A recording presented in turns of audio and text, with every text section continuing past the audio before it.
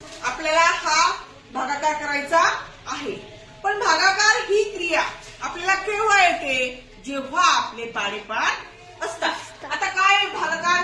996 भागिले 7. 996 भागिले 7. यासाठी आपल्याला कोणता पाढ आला पाहिजे बाळांनो? 7चा. आता बघा 7च्या पाढ्यात 9 आहेत का? नाही. मग 9 पेक्षा लहान संख्या कोणती आहे? 7 एके 1 चा भाग गेला.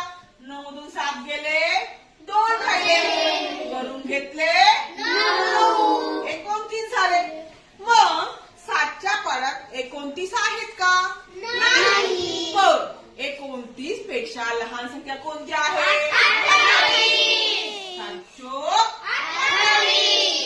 खाली उरला 1. 29 मधून 28 गेले, खाली राहिला 1, भाग गेला 4चा. 728. आता वरून घेतले 6, झाले 16. मग 7च्या पाढ्यात 16 आहेत का? नाही. मग 16 पेक्षा लहान संख्या कोणती आहे? किती आली? 2. भागाकाराला 142.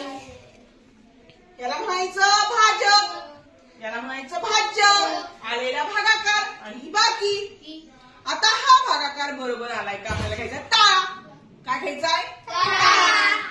भागाकार गुणिले भाजक अधिक बाकी.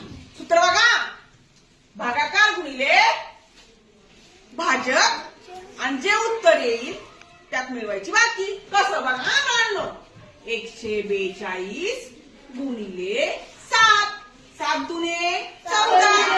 चाला 1. 7 चौक 28 आणि 1 29. 7 आले 2.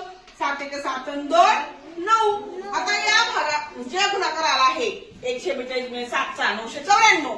यामध्ये बाकी मिळवायची. 994 अधिक 2. 4 आणि 2 6.